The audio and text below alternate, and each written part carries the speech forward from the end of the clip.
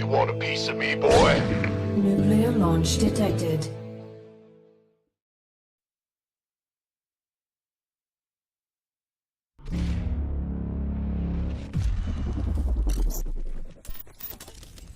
Hello everyone and welcome back with us, and the second series of the day is about to start with between Chinese Taipei and Russia, and I'm here with Funka and Zombie Grub.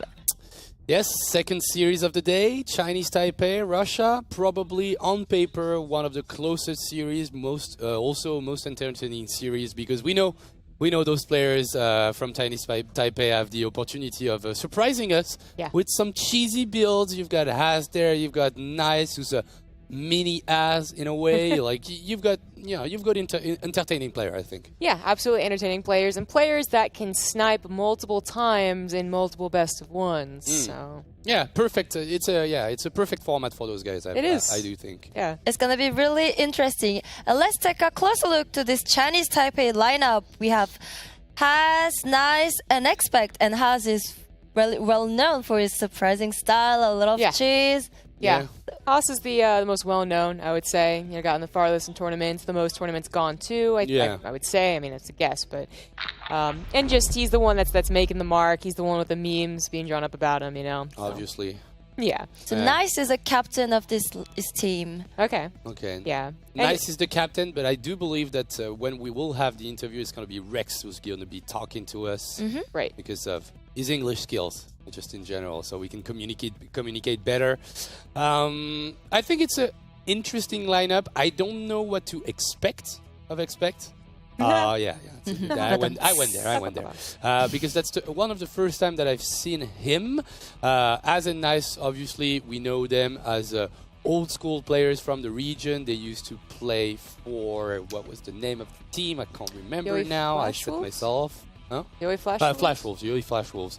Both of them back then, they used to have a regular league going on there with a couple of teams that were quite interesting, and As and Nice being one of the top names that you think about. Has super cheesy player, cannon rusher, really aggressive all in all. I don't know about his level of form these days. We don't see as much as we used to see from him, but still a threat, and as you mentioned, best of one is perfect for those. Yes, I'm not really sure.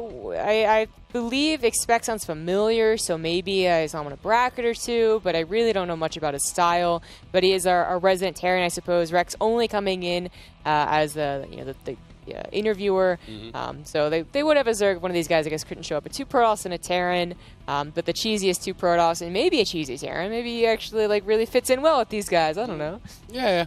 I think they can. They can give Russia a run for their money, from what I can tell, especially in that format, in that best of one kind of style.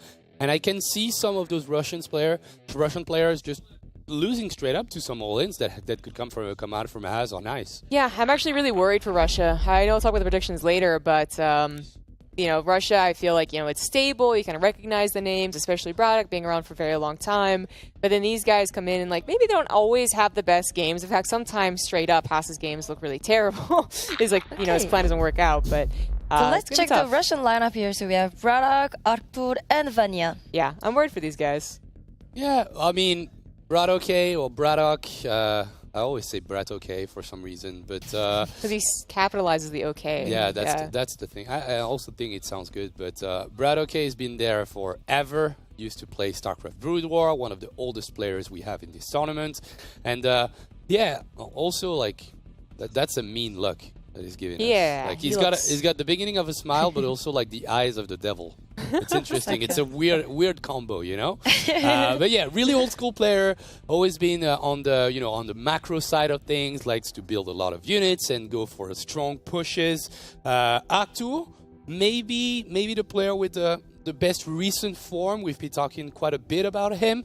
I don't know exactly what to expect of him in terms of play style, but he seems to be probably the one of the the newer generation of Russian player that can probably do pretty well in this clan war. And Vanya being kind of the newest one that you wouldn't really see a whole lot. And he doesn't have a profile picture. You literally do not know what he looks like. A little sad that actually Slivko didn't make it through. I mean, I know he's an older name. He hasn't performed up to where we used to know him. That's a lot of the Russian guys, really, but he's just their sub. Yeah, just their sub. So I guess they've got a pretty balanced lineup in general. Like, they've got some experience. They've got some newer players. I think Vanya, like, I kind of remember playing him a couple of years back. So he did, like, you know, got better quite a bit now. And obviously GM level, or else he wouldn't be in this team. I think it brings, like, a little bit of diversity with having a Zerg. So just in general, I'd say slightly favored going into this match, but they need to be wary of the strategies that will come out after Chinese Taipei.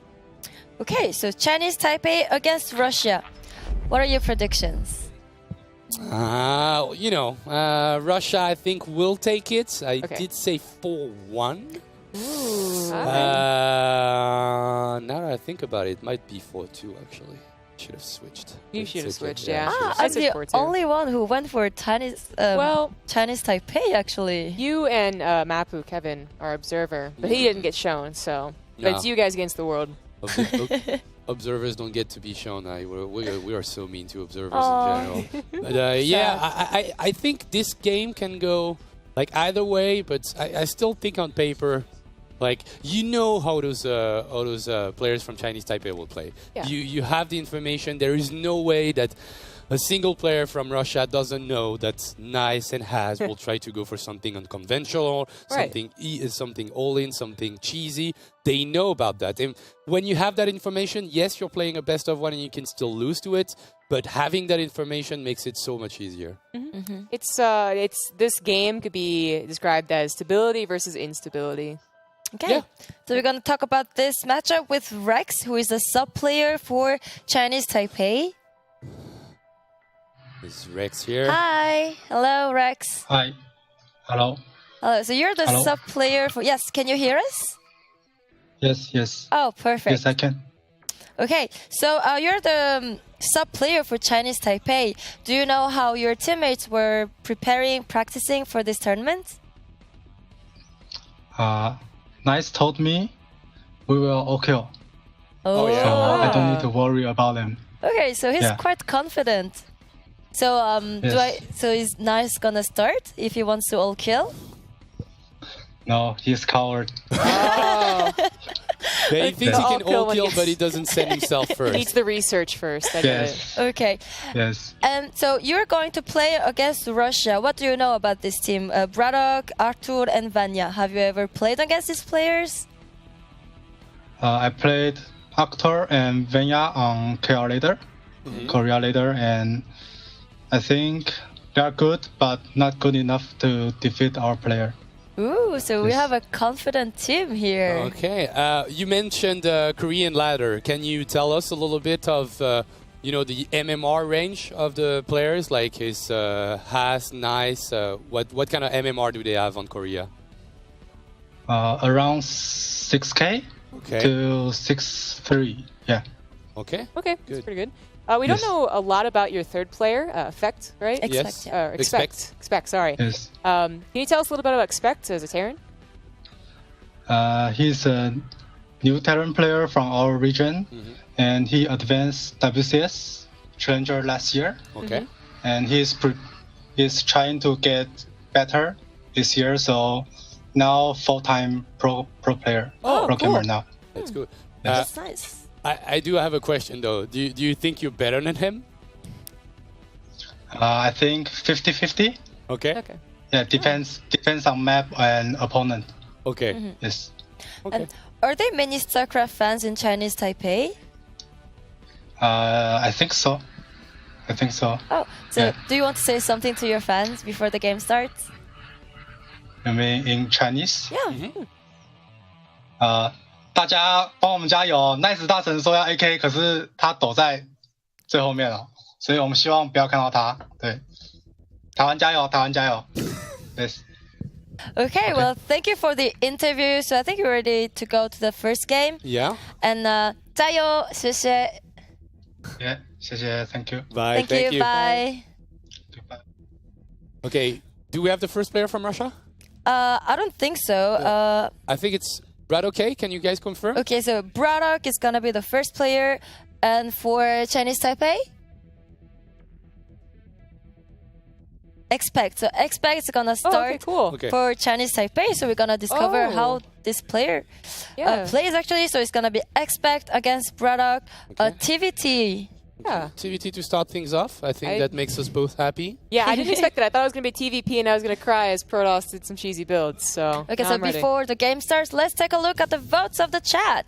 All right. All right. Oh. Wow. Well, Okay. this actually isn't that surprising in my opinion. Like, Russia is really that old school, like, respect for StarCraft skill, not the new guys, reaching far in tournaments and getting posted on, on social media. But Taiwan or Chinese Taipei is, Yeah, right? yeah. So Yeah, they've got it's okay. a lot of fans in the chat, but I guess Russia. You don't want to sleep on those guys. No. They still have the opportunity to take it. I think most of us predicted Russia to win the game, and yeah, I guess that first game might show us a little bit of what we're looking at. Well, just before Haas and Nice comes in, and then suddenly anything that I said just doesn't matter because it's gonna be madness. But yeah, TVT to start. If Expect is able to take a map, maybe a couple of them, then yeah, there's a slight chance for Chinese Taipei. So before the game, we're gonna check some tweets we have here for with the hashtag NW5 Okay, from Silvano from Deutschland. Naruto. Cat is Aw, interested I as love well. cats. His cats are amazing, but that cat is gorgeous. Yes, It's like a model. I can't really tell. It's I can't trust tell me, if okay? cats are All right. beautiful. Nope. Never. Really, it's quite pretty. Keep up the great work. It's noodles. Looks quite Pasta. delicious. So it's like pasta. pasta in an So- English plate. That's a weird combination, and that's also two teams that qualified Yeah. for the round of 16. Yeah, no, you know So what? I'm don't not- show us any baguettes. I was gonna say. because we don't deserve it. No baguettes for us. So the first game is gonna be played on Blackpink. So is it, Okay, cool. Yeah, It's a decent macro map. We're going to be able to see really what the TVT is going to bring because we don't know what to expect from our new Terran here. Yes. So obviously no stats are available for TVT. There would be close to 50-50, as Rotterdam pointed out rightfully a couple of days ago. Pretty close. But yeah, I think positional advantages are going to be super important in TVT on this map. There's a couple of slick spots that you can abuse on this one. Basically, just behind the gases on the natural, you can take some positions towards the third and maybe start shelling away at the base with some tanks, stuff like that. You can also play mech in TVT on this map, even though it's not the flavor of the month. I think most of the Terran players went back to the Marine Tank Bio combination in general, but Right. Since we said that we don't know anything about our Chinese Taipei player, well, could be playing some mech. And to be honest, I don't really know what Braddock is currently doing. We had That's a also- big period where Cyclones were the only thing you could do, and then even the Korean players were acknowledging that. And then it kind of turned over that everyone figured out how to deal with it. So it became back to Marine Tank versus Marine Tank. But what is weird is, I feel like I see from the very, very top, Korean Terrans, right? They are doing Marine Tank 90% of the time, shall we say. But then anything lower than that, and I feel like Cyclones are still kind of dominant. No one really feels confident not going for Cyclones. Your opponent could go for them. Oh yeah, it's the same idea, when you go when you've got a Protoss player that goes for one gateway except instead of the two that you see every time in PvP. Well, you have to beat Cyclones to feel a little bit safe in TVT. That's kind of the same general idea. As we are starting this game, it's the first one between Russia and Chinese Taipei, and in the top right, representing Russia as the red Terran, it is Braddock. And in the bottom left for Chinese Taipei, it is the blue Terran Expect. So funny thing is, those, old school player, I do feel like they tend to stop playing for a bit, just come back a little bit, and, and rise through the ladder super fast. And I do recall, I think it was about 6 months ago, and I got to play against Braddock. I was like, okay, maybe I can take a game off of him because I don't think he's been playing that much. And yes, he's got like around same MMR back in the days, like maybe 5100 or something. I'm like, this guy is so much better. Like, he wrecked me so bad. Like, first drop and you're like, okay, I'm already dead. It's funny. It's just like, it takes a couple of weeks for them to go back to their usual level, and on the way, they will, make some people, cry a little bit. But I feel definitely my case. TVT, if you're out for a little while in the past year, maybe a little bit less, I feel like you're missing huge gaps of meta knowledge. Where usually for even when tanks could be dropped from medevacs, I would say that it's still kind of played out in a very similar way to the past 6 years. And of course, we no longer have that, so it's now been 8 years since the beginning of StarCraft 2. But like, you can kind of follow a trend. Maybe you had to be updated back when Hellbats were being dropped all the time, but that was like the one. TVT lately, we talked about the Cyclone thing. We also have the different build variations. We also have a lot of people trying to go mech or into Supreme late game, where suddenly Liberators really change things up. Ravens having not been changed as they were proposed, still a way that a lot of specific styles like to play. But I don't know what either one of these guys really do in TVT so far. It is a expansion for both players, though, with... I guess Brodek went for a factory expand. Exactly. It was a factory before CC, as expect. Looks like he wants to proxy a building. Could be a starpot, but he doesn't have the gas yet because he's been producing Cyclone super diligently, as we said. Like, you can't really skip on that unit. For now, especially considering Braddock has got that earlier factory and still 2 Reapers alive. They didn't really move early on. But as you said, TVT early game changed for the first time, in about like 5-6 years. Well, there was a period of time where you were only seeing like Hellbat drops and stuff like that, lasted for a couple of months. But other than that, it was like, you go for a 1-1-1. You can still open with your Banshee. You can still open with your Aliens and stuff like that. But it switched rather fast. Let's see what Braddock can do here. Actually, he just took a lot of damage on his Cyclone, and he has to pull back now because Expect was just expecting him, So Braddock is doing what I kind of was alluding to, like, guys lesser than Gumiho, TY, whatever, and even they do this too, don't get me wrong, but going for like the no starport, you can get a faster command center, which means more Cyclones, which means better type of style, but it's not super greedy, to be honest. If you use your Cyclones well, they can cover a very fast 3rd CC. You do not need your own starport, so expect, by going for a starport, just in this type of game, already dedicates so much, and then he proxies it, and it's scouted. That's not a great start for Expect. Yeah, it's a little bit, unlucky on the side of Expect, because he went back with his SCVs. He could have, probably stayed there, but he decided to bring it back to his main base to gather a little bit more minerals. But the Reapers from Braddock were controlling the North Zalnaga, and of course, Braddock, being as experienced as he is like, yes, there is no reason for that SCV to come from that angle. So I'll check and I'll see that there is a proxy starport, so that Liberator should be expected. But for now, only a Marine, which is not going to be enough to prevent that Liberator from sieging that mineral line. What could have happened if Braddock was doing a different build, like a 1-1-1, and he didn't scout the proxy, let's say that too, is that Expect pushes in with the Cyclone Reapers, and then Braddock only has 2 Cyclones of his own, or maybe only 1 if he's being particularly greedy, and then you get the double whammy. You get the push at the front and Liberator in the back, but double whammy. You have 6 or 8 Cyclones. That's enough to spread all over the place. Oh yeah. Okay, losing 1 Reaper here hurts a little bit. That means that starport will still be used, and we can see Cloak being researched, but the Cyclones will actually make their way towards that proxy building, so that should do the trick. That starport will have to lift off, probably will get taken out, because Cyclones can hit her even though they don't deal that much damage. At least that starport is not being used. The Liberator will start to siege. Braddock has got 2 Cyclone, and he should take that one out in only 1 cycle of the lock-on. 2 Cyclones is enough. Okay, SCV is just coming back. It's slightly too early. We'll lose 1 more. Reaper will try to dart into the natural, get some more SCVs going for themselves.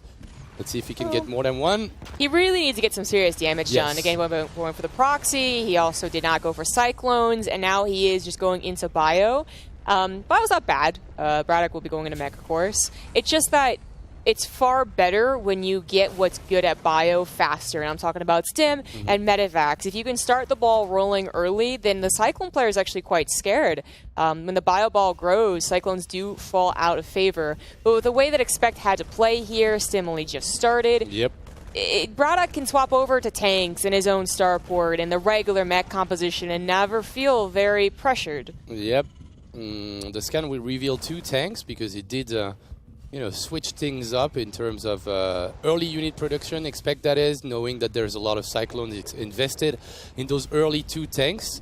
That led to Stim being quite late, as you mentioned, but he's also rather safe right now because we don't see any Raven. That could be really problematic because if he can use those 2 spells and avoid for the tanks to shoot for a couple of seconds, and Braddock could have finished the game, but it's not going to happen in this game. Braddock will just control his third base, gather some more extractors, and get that mech going.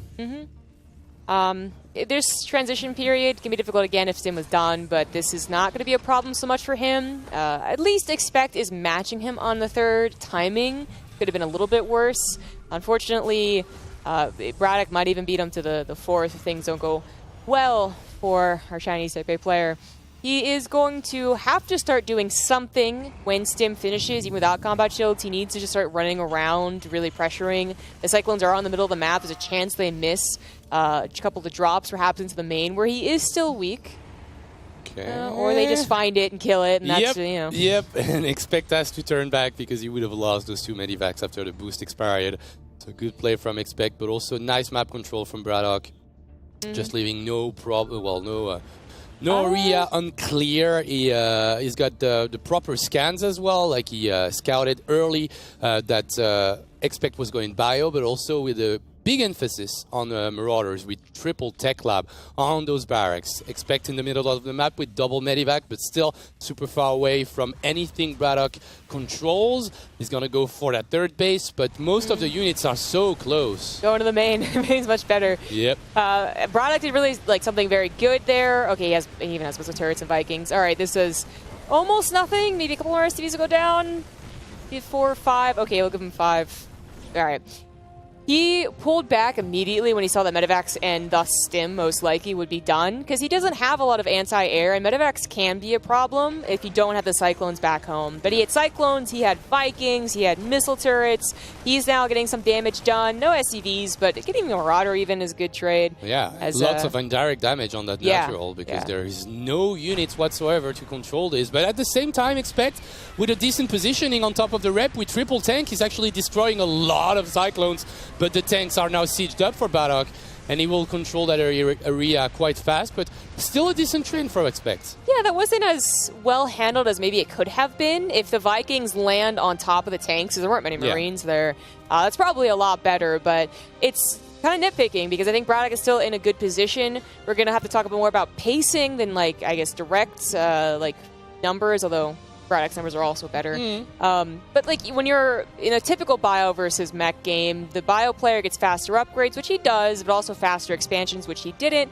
And he's already trying to trade out, which he sort of did. But you want the bio player definitely to have more supply, and he just doesn't. It's not happening yet. Yeah, it's going to be tough. Yeah, and those 2 Liberators will be intercepted. Nice positioning, nice map awareness by Braddock with those 4 Vikings. So that's 300 gas down the drain. That's not good at all for Expect, that needs to start working on his 2-2, but he doesn't have his armory yet. Random cheeky turrets on the right side to get a little bit of a glimpse on those upcoming Medivacs or even Vikings, as we can see now. A little bit of Marauders and Bio. And Marines, in the middle of the map. Vikings will try to land, but that's a little bit late. The army of Braddock is already in place. Viking will maybe get a Hellion.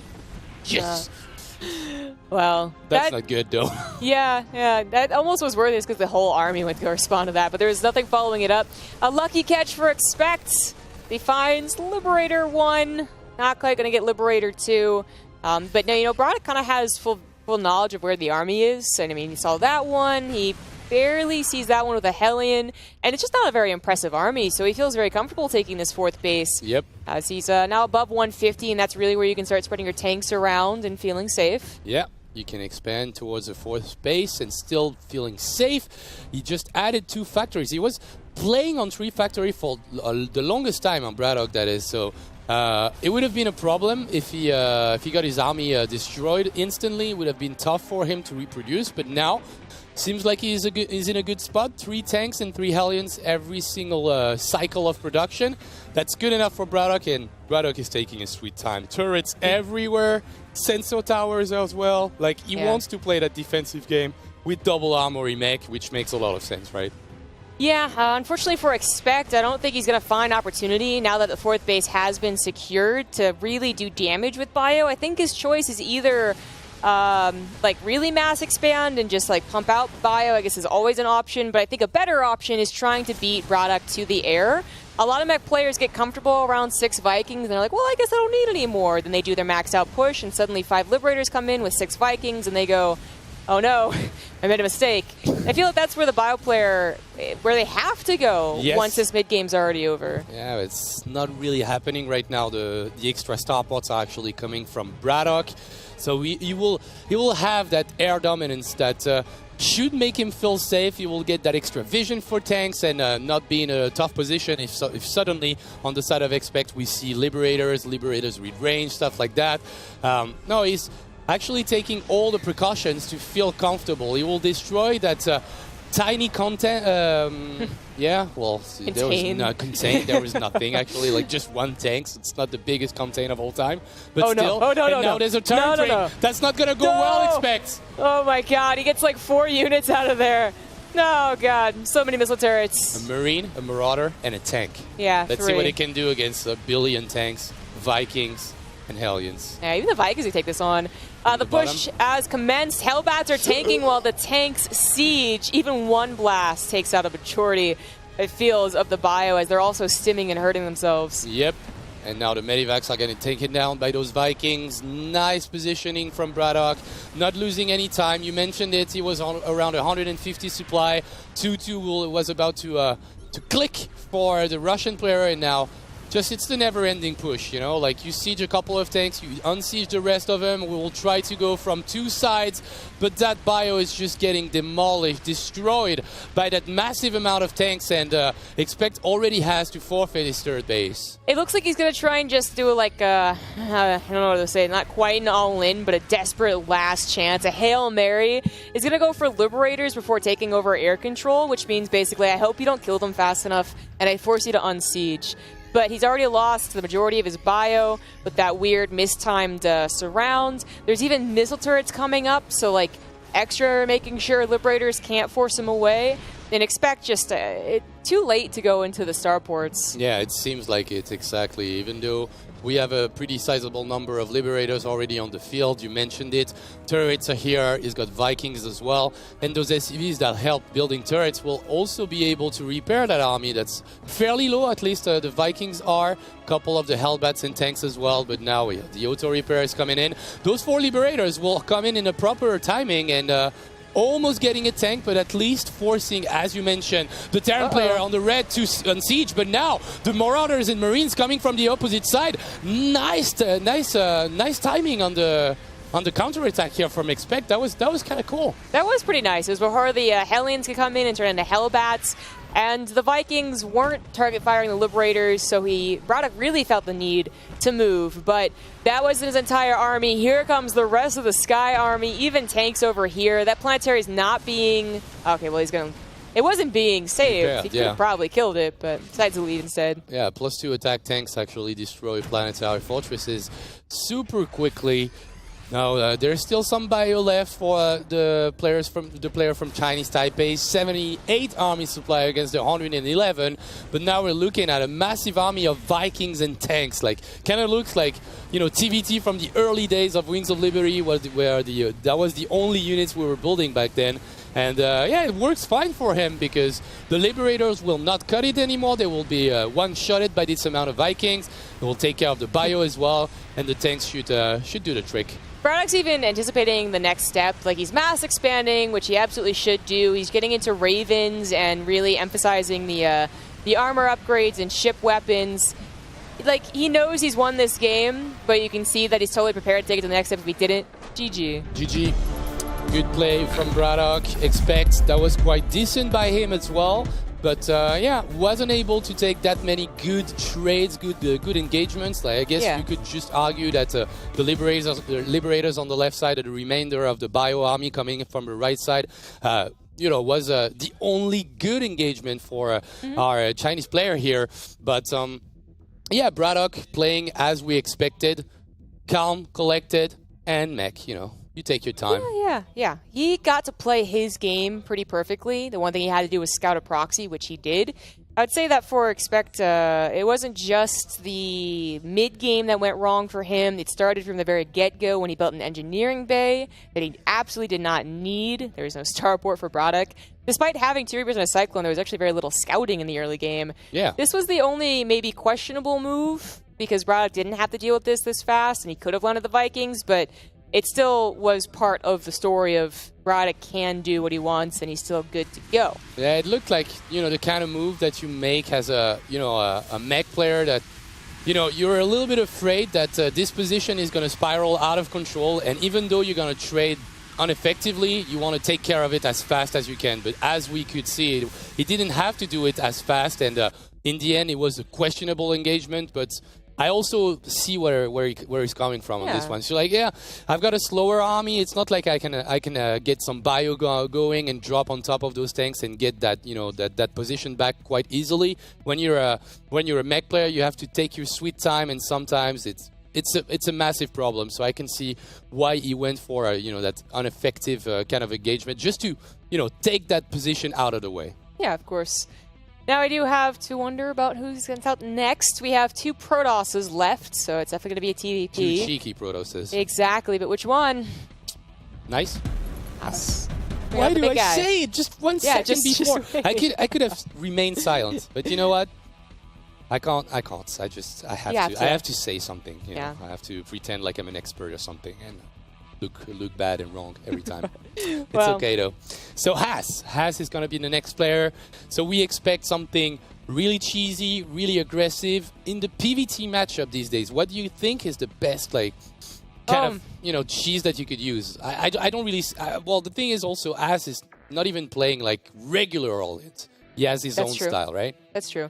But if you're gonna, you know, I was like waiting for you to end that sentence. Like, what's the best cheese they can do? And I was like, proxy, shield, battery, void ray. That is so obnoxious to deal with, and I think it's right up Haas's alley. Even though it's doesn't actually, he does have those weirder all-ins that no one else does. I think that it's such a good one, especially on a couple of different maps. Although I did not check the map order this time. Me neither. My bad. Me neither. Well, we'll know in a couple of seconds. Of course, Alexander sending us a tweet saying that Braddock looks like he would come to your place if you actually beat him. He was like, yeah, he looks dangerous. He does. But, he does. He's also a nice guy, from what I can tell.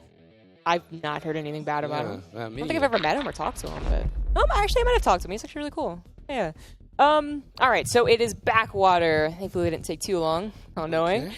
So this is one where you can do the void ray. I want to think of like the best one to do the void ray all in, just in case. I mean, we're gonna see. I would expect to see Haas again, but Neon Violet maybe.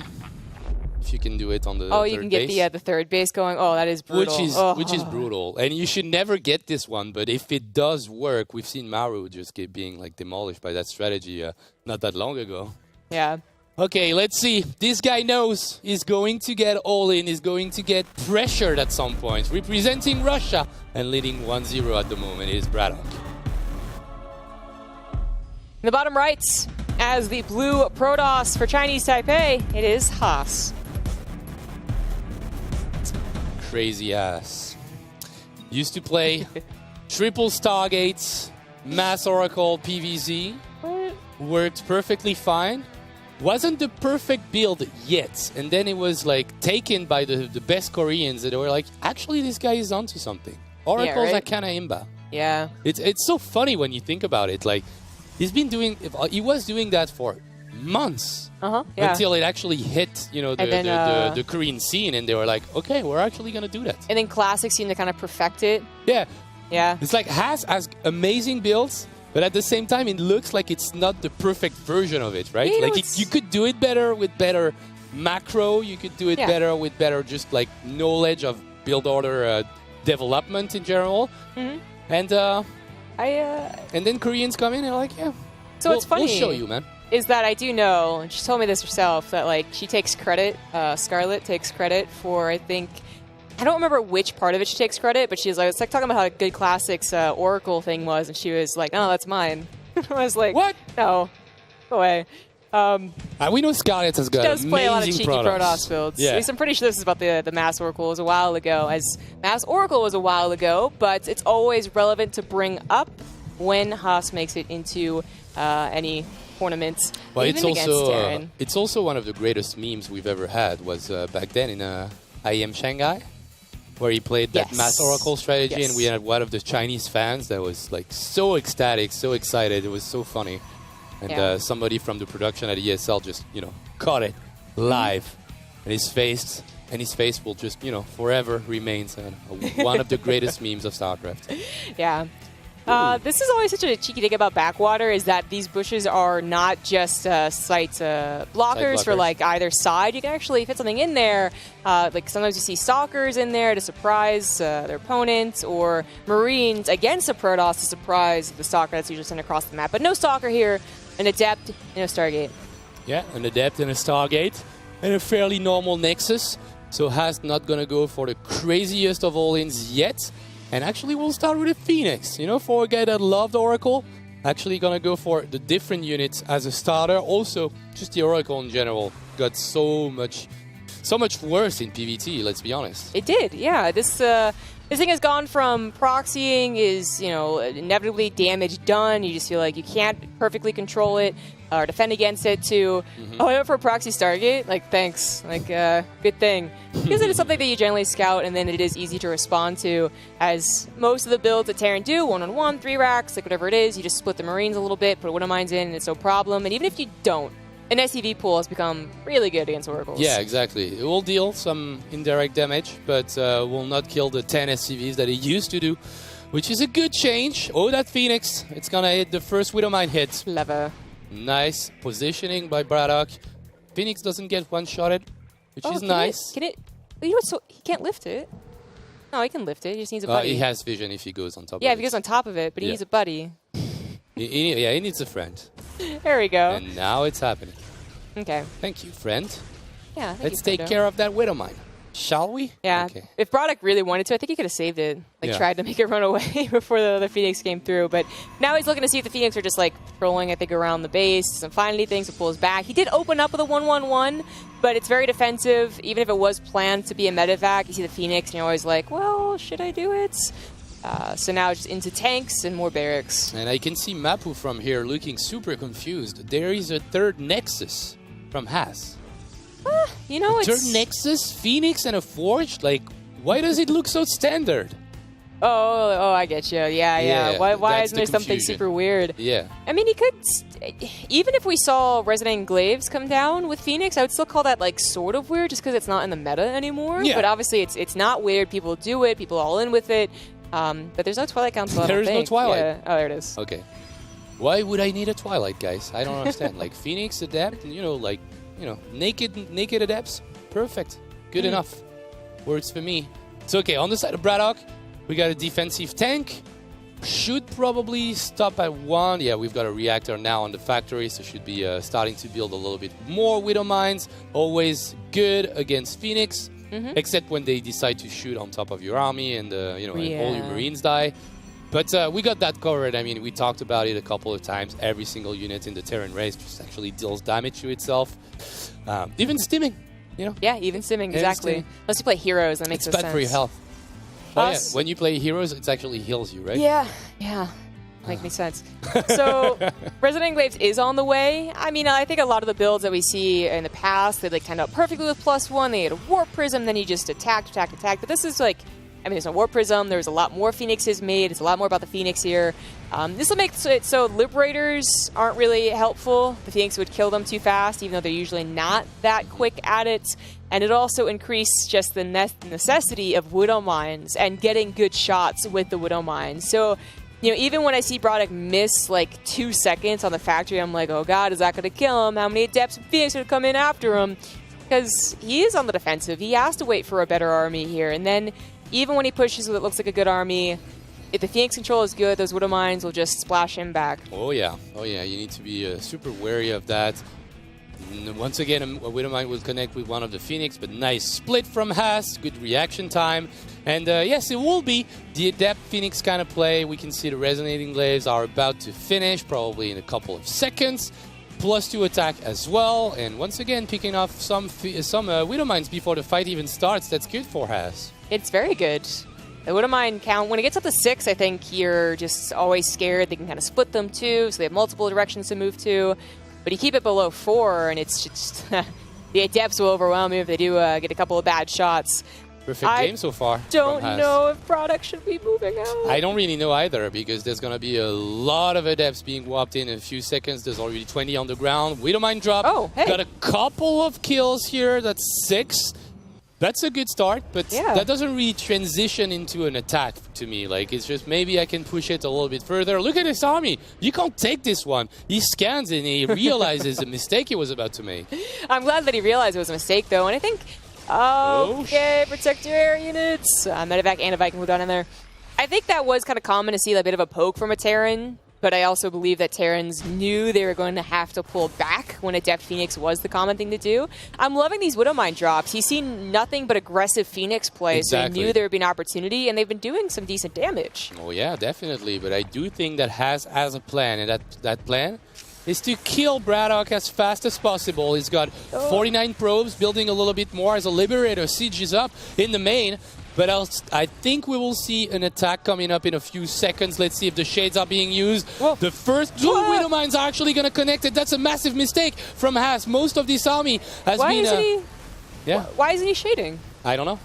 That was a really weird attack. Like, I know the Bio Army looked legit, guys, but if you can actually spread it apart, make the Widow Mines hit their friendly units, that amount of Adepts was scary, and now it's really not. Yeah, it's not anymore, not. And he will go for it once again, but not shading once again, and the Widow Mines will not deal some friendly fire, so the Adepts are trying to make their way into the Bio, but the Marines will fall, but the Marauders are just not being touched.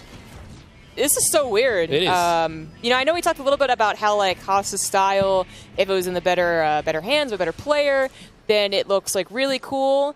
But he is usually a good player as well, just not, like, Innovation or Zest or something like that. Yeah. I don't look at him and be like, well, he won't know to shade his Adepts. Like, what a bad player. Yeah. This is just this an odd is weird. choice. It looks like he doesn't have the hotkey or something. You know, it's like, you're allowed to make a pause if you want, Haas, if there's something wrong with your hotkeys, but he will keep on going with the Adepts, just, you know, tanking in the front, and that's one of the reasons that those 2 Force Widow Mine shots were so massive and so effective.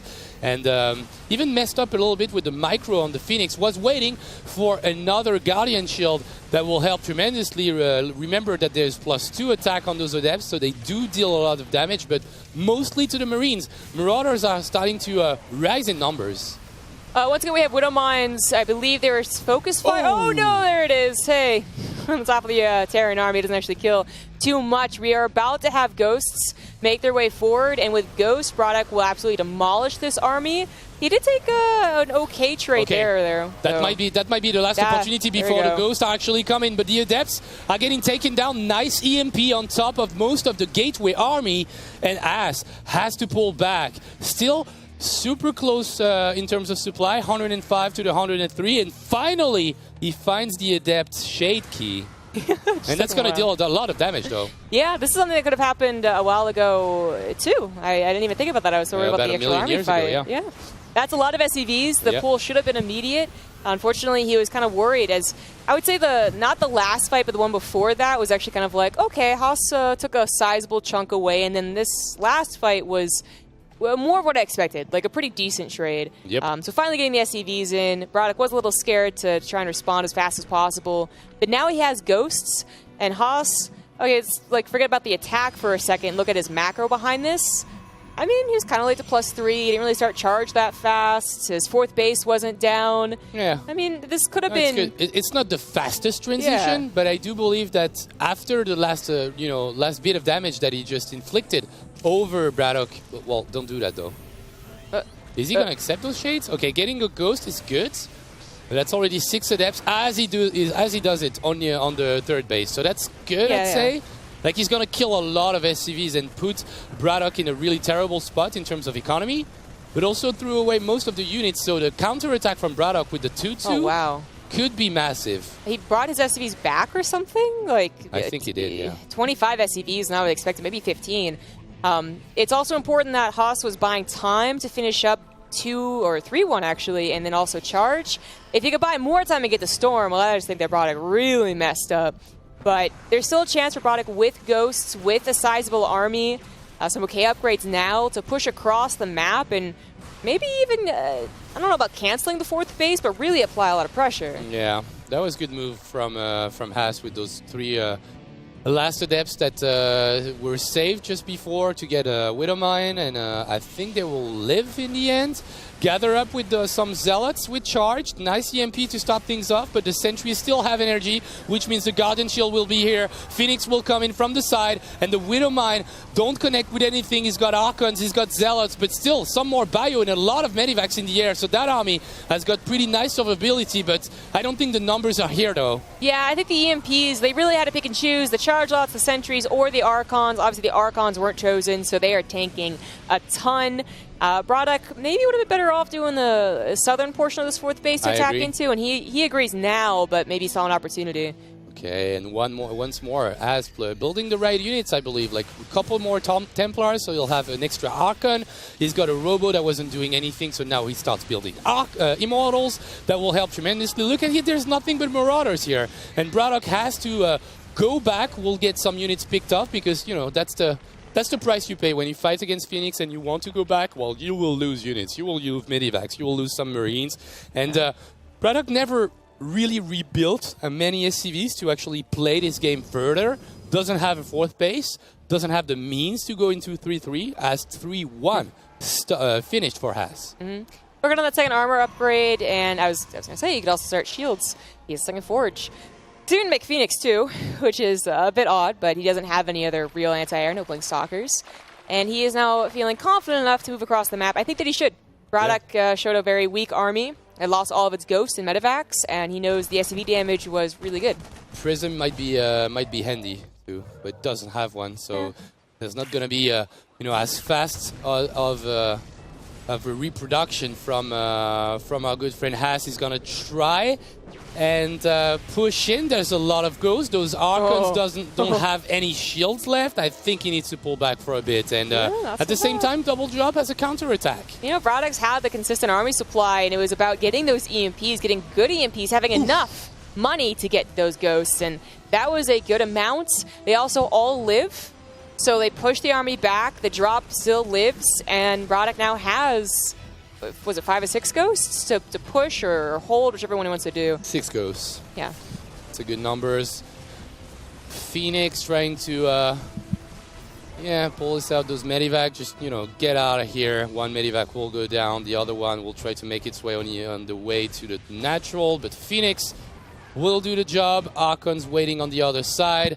It's a lot more supply that just went down for our Russian player that, as we said earlier, doesn't have the best of economies. Only 44 SCVs. It did manage to stop 3-3, but it's going to finish in about 2 minutes, so he needs to wait until then.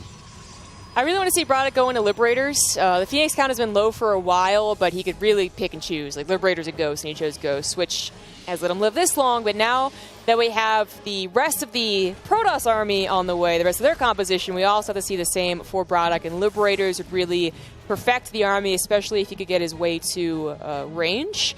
As it is now, I think he's really hoping that Haas just clumps up again. Yeah, that might be what happens, because for now, Haas is just being really one-dimensional. He wants to attack right there, and that's the only thing he does, even not using his Adept Shades that much and not building any Prism. Because if he goes into the main, warps in 10 Zealots... Oh, okay, it does have one now. Thank you.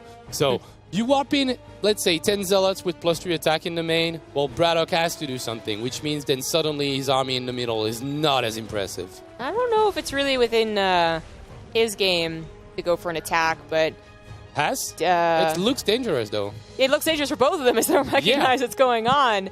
Haas is also splitting up his army, which could mean that Brodek takes on half the army with a full one, and then the other half with... Okay. I mean, this could be really good for him. Yeah, he's actually gonna go back. I think he lost Wait most a of the minute. Phoenix. Now there's a free Colossus.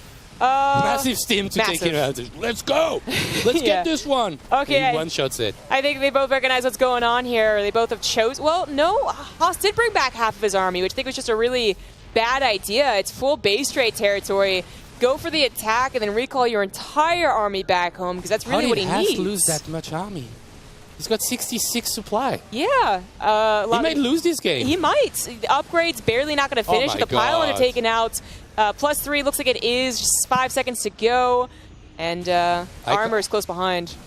I'm actually super worried for Haas right now. I am too, you know? Like, if Braddock doesn't overstim and 3-3 finishes, that's a lot of ifs. That's a good point about the overstimming. It's kind of been a problem for him, Yep. so very good point. Oh, 3-3 is He about also, to finish. he hasn't lifted I his think command 3-3 is going to centers. finish. Did he Okay. lead? Did he? Oh, no, this one will get denied. Hey, denied. Denied. Okay, +3 armor will finish, though. Yes, yeah. Okay, that's- what about command centers?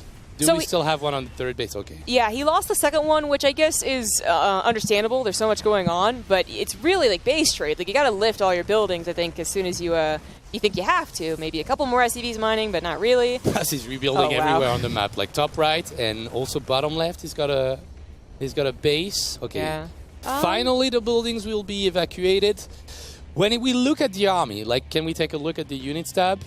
So it's 3 ghosts. He lost a couple of them. I think he had 6 before, but yeah, 3 ghosts, +3 armor, +2 attack, 15 marines, 22 marauders, 5 medivacs, which is a decent number, but I do believe their energy is rather low. Yeah. Yeah. Every time he stims, it's a little painful. Just stop steaming, bro. Yeah, it's such an automatic reaction, you know, like I I'm see poking their buildings. nexus. I Yeah. stim. Yeah, but it could really impact the upcoming battle as Haas does move back to his side of the map. He might be looking for it. Well, he went to the wrong position, but he's looking for it. How are you going to see a draw? Is the question I'm wondering. Because Haas is in a decent position to make this game go longer, but also he has no way of preventing those buildings. Like, considering the position he's in, like, I don't think he can avoid getting all his buildings destroyed, like bottom left, Cybernetics Core, Nexus, and most of the probes will die. Huh. Did he steam again? Yeah, I think so. It looks like yeah. It looks like it. He did. Stims again! Stop! Stop it, bro! Oh gosh. Oh my God. This could seriously kill him. Now, without the stims, his army is super tanky, so like the charge lots, they're not going to be killed that fast, but they're also, perhaps if they're all packed up together, you know, that EMP could make a huge difference. The fight could still go in either person's favor, but Brodek not being able to deal with the top right base means that eventually Haas will build to maybe Colossus again, or even, 10 or 20 more Zealots to be huge. Okay, the Templar Archive I like. He's got Okay. 900 gas in the bank, not that many minerals, but he's got a couple of gateways. Doesn't have Storm, though, but he will add for a couple of Archons. And okay, is he going to Repairing? repair the medivacs? Yeah, it Oh, one of seems them like is- it's going to be the plan. Yeah, It's I pretty didn't- cute. It was so low, I thought it was the energy. But yeah, I don't know, a couple more Archons against only 3 ghosts. Like, if you split those up, then suddenly you don't have the opportunity to do the triple EMP that he did earlier. Yeah. And suddenly Archons, especially with Marauders, are going to be super tough to kill. He's got like +2 shields. He's got +3 armor, +3 attack, and +2 shields. I thought their army would be there, I guess. He stemmed again. Yeah, I heard it as well. It triggers me What did every he time. stim? Maybe he only stimmed 1 unit, and that's fine. Oh, 2 Marines. That's okay then. You don't want to lose those, though. You're right. Okay. You don't. Oh, he's got a... He He's got knows. a Prism with Adepts, with Templars. No, but he's not No Storm. Storm, but feedbacks. If he gets all the medivacs, that's a really good start. Oh, the Ghost! The Ghost! What a god! I didn't even think about that. Haas! One Haas with Ghost. the micro! The late game micro. That's kind of amazing. And mass cannons. That is You know what? It amazing. looks good. It looks better and better for Haas now. It does. The top right base being so set up while the base shoot was happening was already pretty amazing. And then we have the feedbacks here. Brodek was really depending on those ghosts. Okay, feedback on the Thinks there's medivacs Storm. maybe. He thinks there's Storm. He's so afraid. It is. There is now, so he should be afraid. Oh, there he is. Okay. Oh, nice EMP though. Yeah. How did he get that? I Oh, can't and the believe- army's really choked in. That's SimCity. Okay, that's a good first EMP. The Immortal takes a lot of damage, still no Storm. The last Ghost just died, nice force fields, and that's a lot of Marauders that just died right away. And Haas, even though it looked like a massive mistake to accept this kind of base trade, well, it looks like he should take the game now. Nice Storms, Zealots coming from every single angle. And I think Chinese Taipei has done it. GG, 1-1. Haas takes the game. GG. When I saw that army get choked up, of course, if there were still 3 ghosts, I think it's actually dead. It's just gone. Not bad, not bad. But no, they found their concave, and they found the win, so not bad. Maybe an understatement. What a crazy ending. Yeah. It's fun. I really enjoyed watching this game. Yeah, and it wasn't because Haas did a proxy carrier or something, you know? It was actually kind of normal. Maybe Fairly like standard. their decision making was a little like, oh, you know, I don't think Zest versus TY was would have done this. But yeah. It was Haas-like. Okay, so we have 1-1 now in the second series of the day. So who is going to be the next player for Russia? So Artur or Vanya?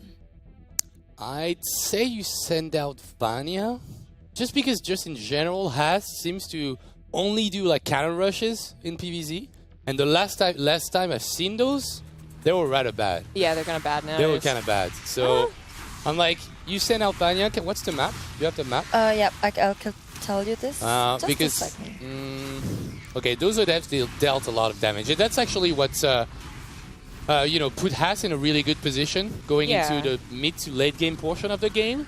Yeah, this was kind of like, 20 seconds after I feel what was a weird engagement from Haas, and then he did start using his Adept Shades, and it did help him put him in a better position. This is the fight that I think would have been really good if it was on the southern side. Oh, yeah. The EMPs actually weren't that impressive. Even that one only got 2 sentries, so could have been a little more choked up. Yeah, and Guardian Shield makes a whole lot of difference. So next map is Acid Plants. Okay. So Actually, I would say put Terran on this it's one. not if bad for possible. Terran in TVP. Yeah, you can Doom Drop, you can just abuse positionally. There's a lot of stuff that can be done. You also don't want to build any Reapers on this map because they're garbage.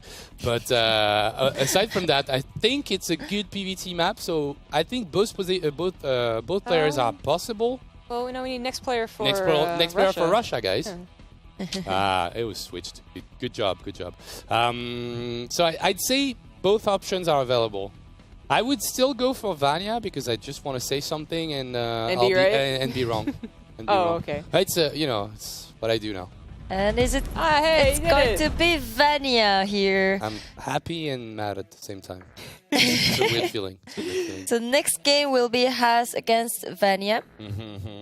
So what can we expect from this game? So it's a PvZ, Acid Plant. I feel like maybe Haas will try and abuse the large dead space in the main for a force field on the ramp. Okay. Warp in like 20 Zealots with 1 sentry and be like, hey. It starts with a failed cannon rush. Of course. Into a forget prism, something with sentries in the main. That's what's going to happen. 100%.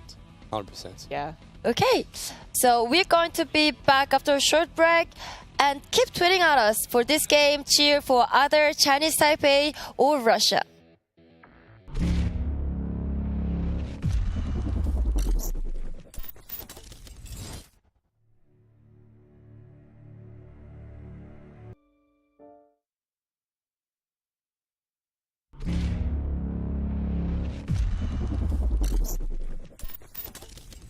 Hello, and welcome back with us for the second series of the day. And I'm here with Zombie Grub and Rotterdam. I cannot believe what I just watched, Hajin. Like, I'm sitting at the TV, I'm screaming, I'm like, Shade! Lift the Marauder! It's like, what are you I'm doing? glad I wasn't the only one confused, man. I was like, he's just standing there, and there's like so many Adepts, and there's just a couple of Marines and Marauders. Like, if you just fly in, you lift the Marauders, the Adepts will kill everything, you lose nothing. I'm like, Guardian Shield!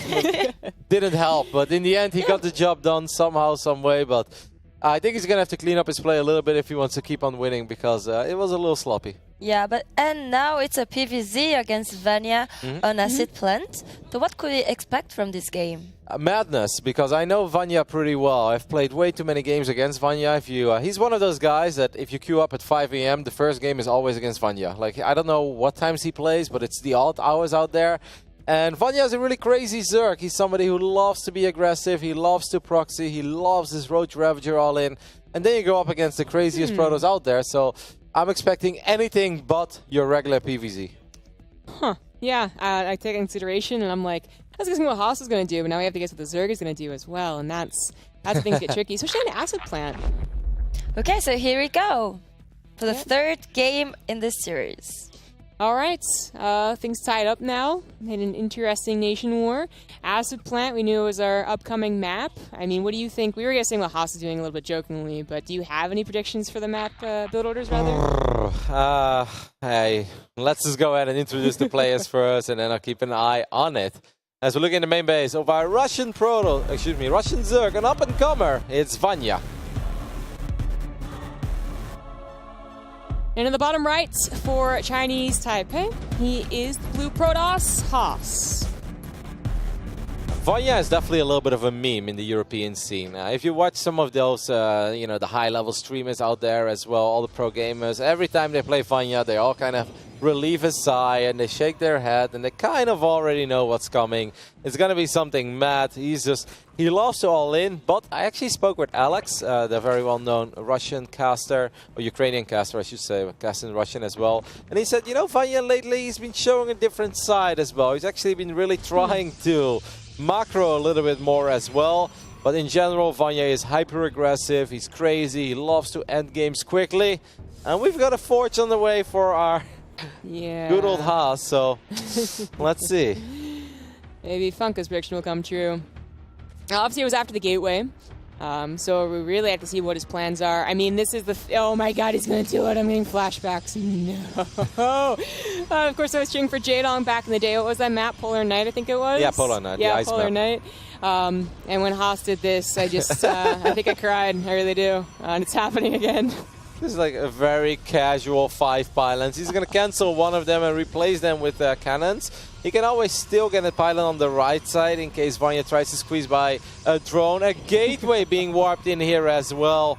I mean, this is as hard as it gets. Vanya is going to get a Baneling Nest. That's a building that he's very familiar with as well. So he's going to try to just squeeze out a lot of Zerglings and Banelings and blow up all the cannons? I guess so. I mean, I like how swift his reaction is. At least he has a plan, even if it's not the best plan. I mean, some Zergs would respond with a Roach Warren to get some Ravagers, and I'm sure some would have also just been like, okay, time to Nidus Worm all in, but a Baneling busts, Spine Crawler on the natural. If you can get the Queen out and then put a Creep Tumor down, it does help, which he will. There we go. Oh, he goes for an inject first. Going to inject. He wants a couple of extra lings out. I think this kind of stuff can work. If he gets like between those 2 cannons on the left side, and obviously you can take out 2 cannons at once. I think if you even get that pylon, then the right cannon is going to be unpowered as well. But now Haas gets a backup pylon. Let's see, can these Banelings connect with 2 out of the 3 cannons? If he gets that, then he should be able to kill the last remaining cannon, especially with the Spine Crawler in the mix as well. Here we go. This is Vanya's moment. I actually think he can do this quite easily. I think so as well. I mean, he's going to have slow lings, but they're still going to be able to tear everything down. Spy Curler comes in here. No. Not the gateway. Wait, what is... wait. I mean, still works in the end. He goes for the other 2 cannons on the right side. And Vanya holds this, actually with flying colors. He is down 8 workers. And I guess we've got a normal game. No, we don't. I'll never say that. Of course, Haas already had the backup plan in mind, I suppose. He had some export finishing up, and then as soon as that did, he proxied a pylon. So now, Vanya, what are you going to do? He finally starts speed. He had to skip it to afford those Banelings. He's going to have to somehow scout that this is Haas's intention. It is important as well for Haas that he keeps that probe where it is, so he could perhaps, he's going to get a little bit of a wall off, can always wipe in a shield battery or a pylon behind it to keep those lings out. Vanya is going to see what's here, and he's going to spot only a single cannon, but now he sees that one of the units have popped as well. That unit being the sentry. I think that if I was Vanya, I would start droning up indeed, and he's going to try to go up to 3 bases. But Haas wouldn't be Haas if he's not very annoying about it, and he's going to drop a pylon there as well. Yeah. The Overlord is going to scout nothing, and if there is going to be something proxied, it is more than likely going to be a Stargate, although I guess there's something they said about Dark Shrine. That would be a little bit later. So droning is the correct way to go, and I think he could take the other third, but it looks like he's going to wait for the pylon to die. Yeah. I mean, the annoying thing for Vanya is that obviously his timings have been thrown off. 12 additional links being produced, 7 banelings. Vanya is going to go for the big boss. So this game is going to get really wild as obviously, I mean, Vanya living up to his name of trying to end kings early. Haas is getting a second cannon, which is exactly what he wants to do. I think that Vanya is going to lose quite a few units against, or quite a few drones against the Oracle, though. Does he still have 2 queens in his natural? Can we confirm that real quick? Where is he putting that cannon? Oh, wow. Okay. I think our observer was a little confused too. He clicked on a pylon and was like, wait, what? So that's not going to be helpful for the defense here. The force field also might not go down. He's expecting this. Okay, sees it. Cyber score should be what the target. Oh, it just actually, the Zealot just breaks. The force field does not go down in time. I mean, there's still a lot of surface area on this forge as well. The forge is very low on HP. The floodgates are open, but it's not all the links. This one cannon is obviously going to go down. A single shield battery would have been so useful here for Haas. Don't forget that Haas can, of course, use his Oracle at home, but this is a lot of Zerglings in the natural of Haas. I wonder how often this ends in a Baneling bust against Haas, you know? I'm thinking he doesn't expect this. He certainly didn't hear. He has 2 oracles that will definitely help clear up the lings, but losing so much. Also lost that warp gate.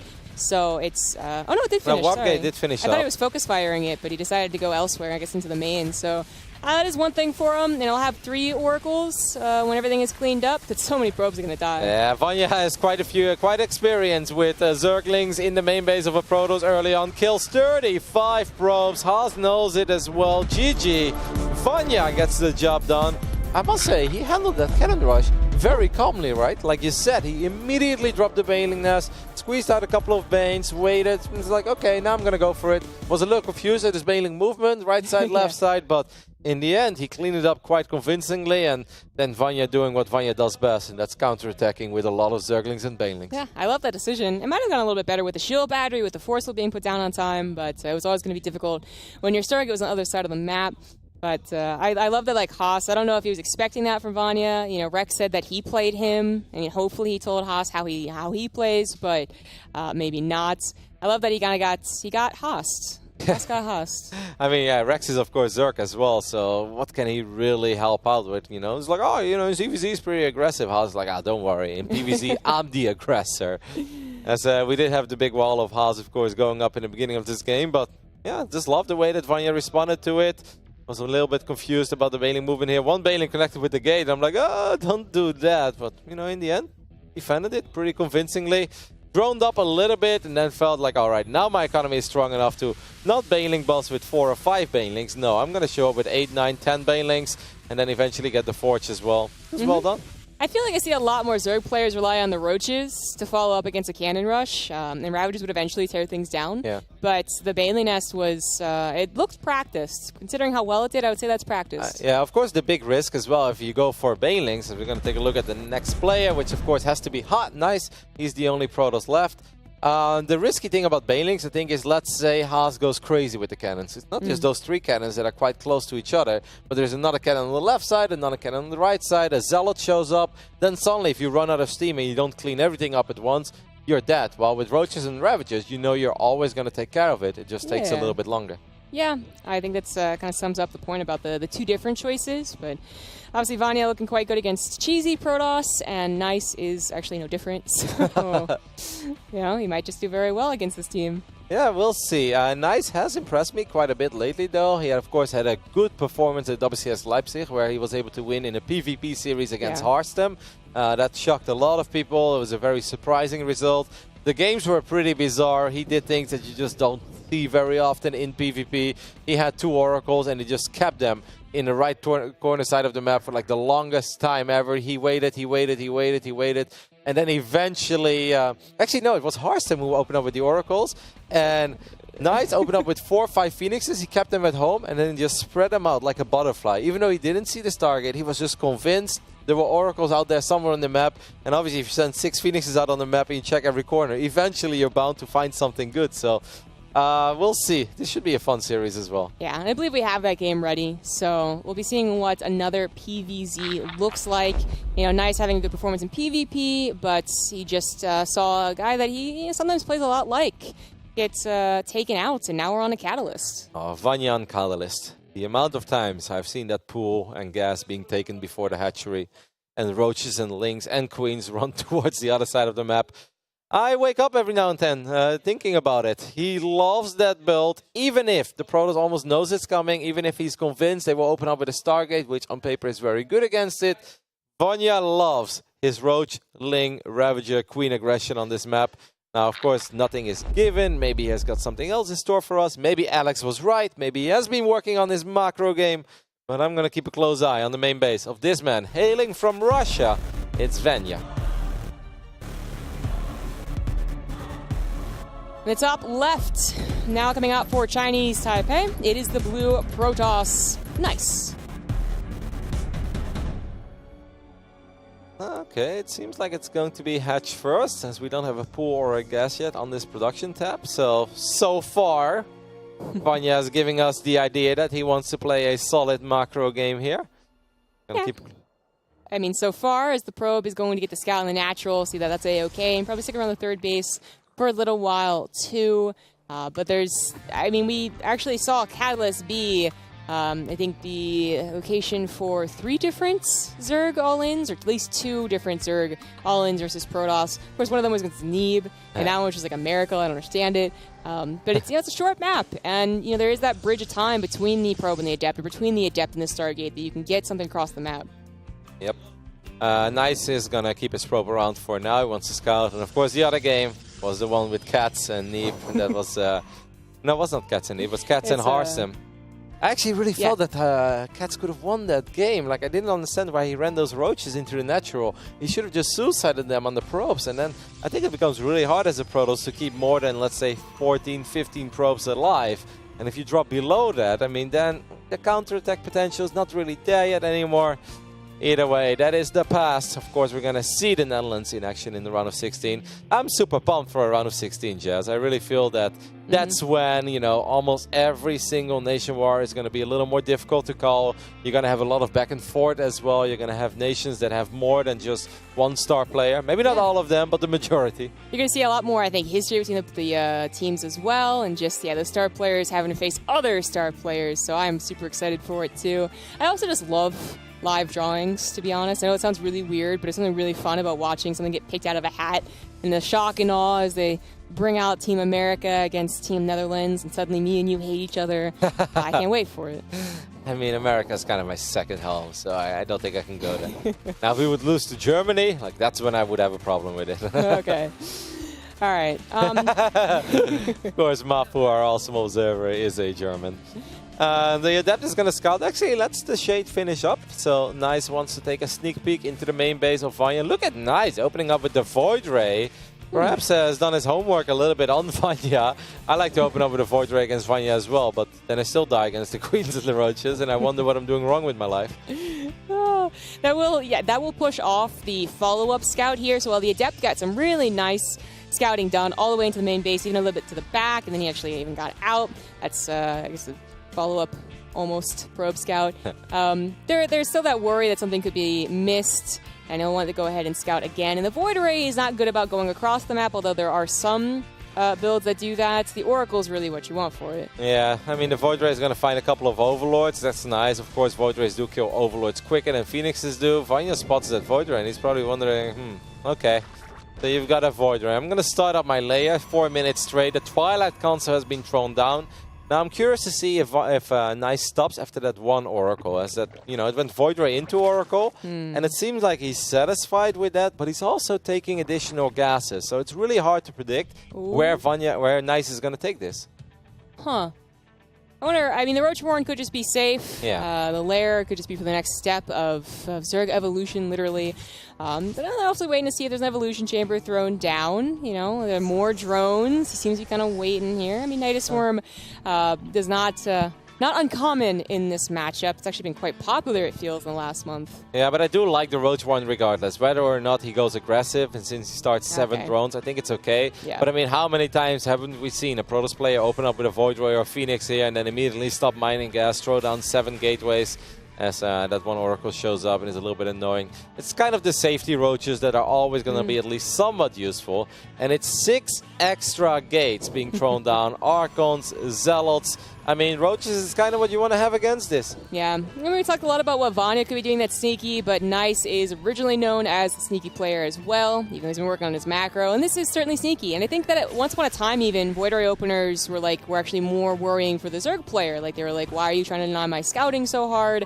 As they would even perhaps catch speed overlords if they were quick about it. So these roaches are coming out and either knows that something's up or is planning on moving out anyways. Yeah, what I like though is that Vanya is scouting, and I also love that Nice is pretending. He's like, oh, don't worry, man. Regular 3 base. I've got my Zealot and my Adapt here. He's even gonna get the Nexus, but there's a lot of pylons being wiped in at once. Now Vanya scouts this, and this is obviously at this point a tiny bit confusing for our Russian Zerg. It's like, so are you all inning me, or is this actually a real Nexus? But that Link Scout on the left side of the map spots the Prism, spots the Archons. That doesn't tell him everything he needs to know, because he still doesn't know about the 8 gates, but it's going to give him a big idea the moment he sees 7 Zealots being wiped in at once. I think the 8 gateways are going to be the big surprise here. He was ready to deal with the Archons, but charge outs do come in. Actually, Nice is going to back off, and this still doesn't really look like the 8 gateway attack, and in fact, Nice is going to add on an Immortal now. Yeah, I mean, that's a backup, perhaps Immortal as well, but with that Hydra then and extra drones on the way, I actually think if these roaches really commit to this side of the map, now Vanya has to start worrying about that Prism that could potentially... Where is the Prism? If that Prism would have gone in immediately and he would have wiped in 6 Zealots at this point, that would have been so tough to deal with the roaches being that far out of position. Now we're in this awkward zone where Nice, yeah, he got the 3rd Nexus, but he never meant to actually put probes on it. It's still actually at 45, I believe. So, we have Vanya who was able to get away with a bit of extra droning, now on his way to Hydras with upgrades. I mean, Nice, he actually have a decent macro game here. Yeah, I mean, he is starting to probe up a little bit. Of course, having all those gateways is always nice. That means he doesn't have to invest in it anymore at this point on. But I'm a little bit worried because I feel Storm is long ways off. He doesn't really have the gas income for Storm either. And Vanya right now is finally at his 65 drones. We actually played a little bit risky a couple times, went for that big round of drones, but he didn't get punished for it. And I can already see Vanya just march across the map with 20 Hydras, and I feel like that would be so difficult for Nice to deal with without Storm. Yeah, that's exactly what I was imagining. And yeah, Storm would have been very helpful to hold on with the Immortals. It looks like he was just preparing his follow-up attack, only a couple more probes. Vanya might have seen the lack of probes, by the way, on the 3rd, as well as pop the Stasis Trap. He's now building as many units as possible. So, I mean, I like this by Nice. He's just going to go for it instead, but he needs to get on top of this Zerg. Oh, I mean, that's actually a pretty decent engagement. The Archon's already in range, get a couple of very juicy shots off at first. Saves his Zealots for now as well. Vanya just needs to buy time. Actually, runs into his own corrosive balls. Yeah, he's actually running out of roach fodder, so these charge lots are coming really scary at the Hydras head on. The upgrades are not done either, plus one's a long way off. And Nice might have just done it with a follow-up push here. It's such an anti-timing here by Nice. It felt like it hit so late that you don't really expect it anymore. And right before Vanya's Hydra count would reach the number that he really wants, it's Nice striking first. And, I mean, he had a very solid engagement there. Normally, it's hard to get close to those Zerg units. He just got on top of it immediately. GG. Nice with the 48 probe, massive Zealot Immortal Archon. Anti-timing gets the job done.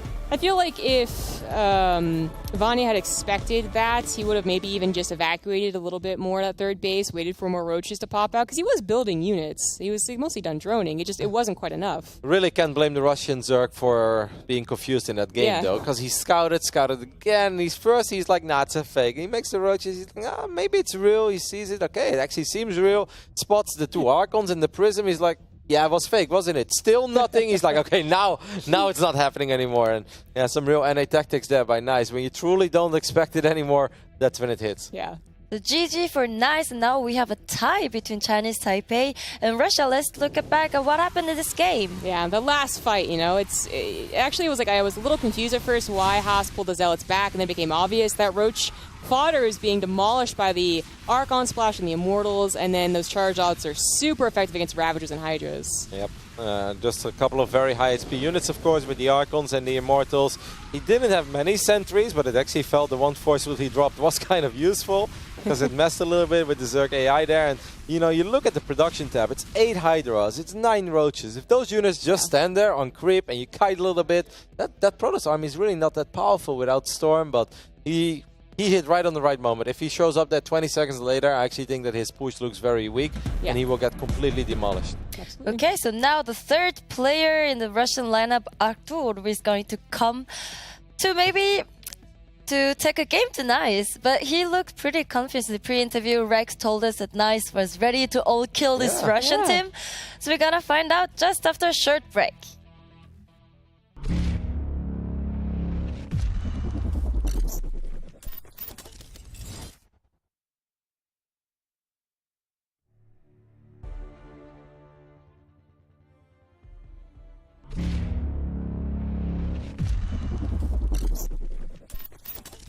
Hello and welcome back for the last day of round of 32 NationWars. Here I'm with Funka and Rotterdam. So now we have a tie situation between Chinese Taipei and Russia, and you're about to see Nice against Arctur on Neon Violet. Yeah, it's going to be a good match. I'm already really happy that Chinese Taipei was able to get the tie 2-2. I think it wasn't, 100% sure that it would happen.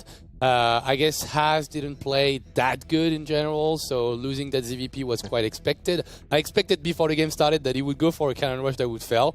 That's pretty much what happened, and Vanya was able to finish up the job mid. Then I was kind of surprised by Nice's level.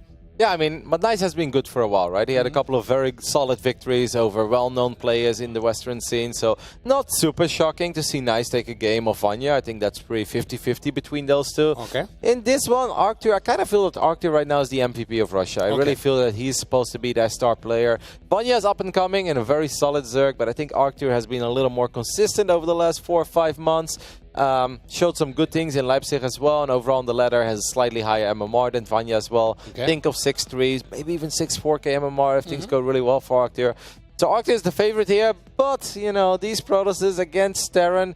Nice was actually in the group of Utermo as well, WESG, and I was talking quite a bit with Mark, of course, and Mark said, I'm actually kind of worried in a weird way. He's like, you never know. I should be fine, but at the same time, these games can go pretty mental, and before you know it, some weird stuff happens. Oh, yeah. Okay, so we'll find out right now if Nice can take his team to victory. Okay, at least the lead 3-2 if in case they win here.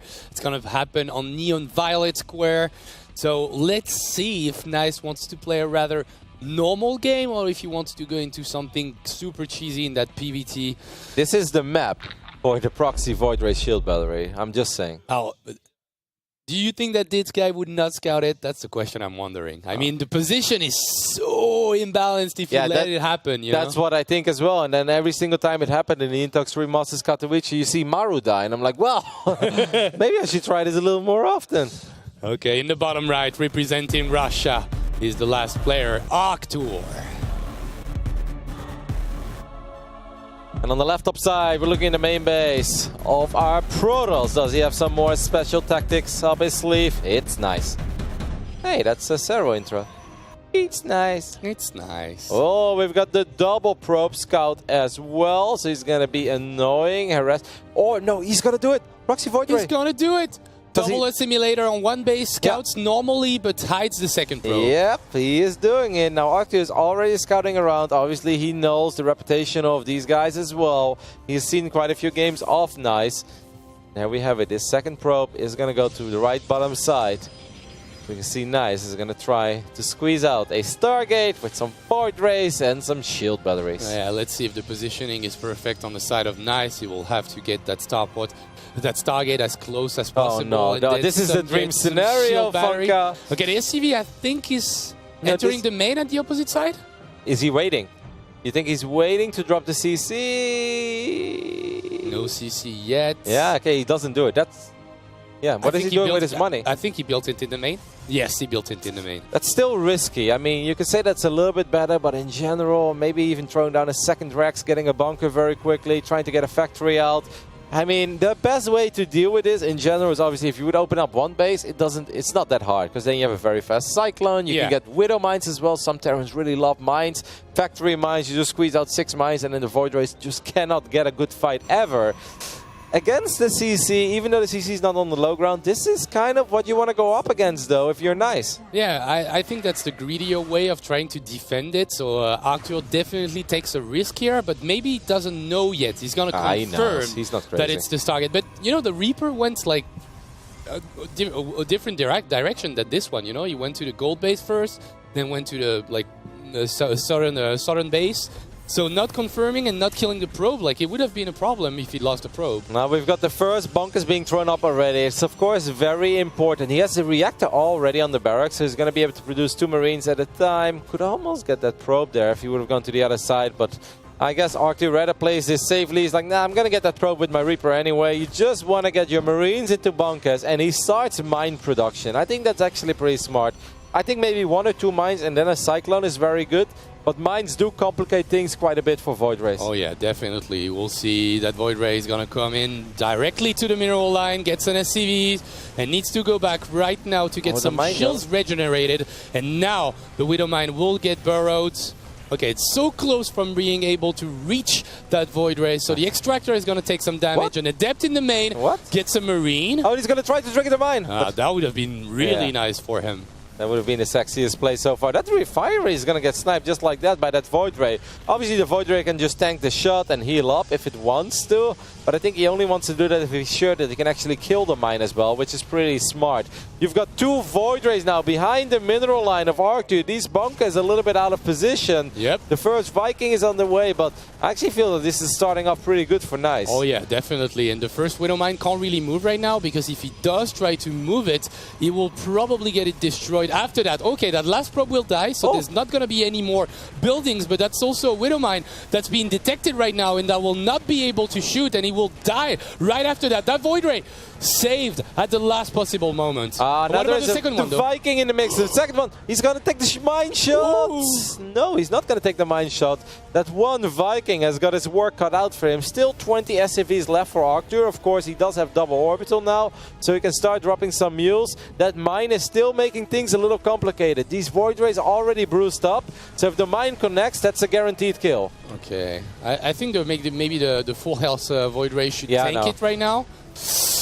Yeah, I would actually do that as well. If I'm nice here, you should do it, because you have a Void Ray that can tank it, and then you can take it away. And obviously, as you said, there's already 7 battery shields here for our Protoss player. The Viking against the Void Ray, the micro is going on super strong here.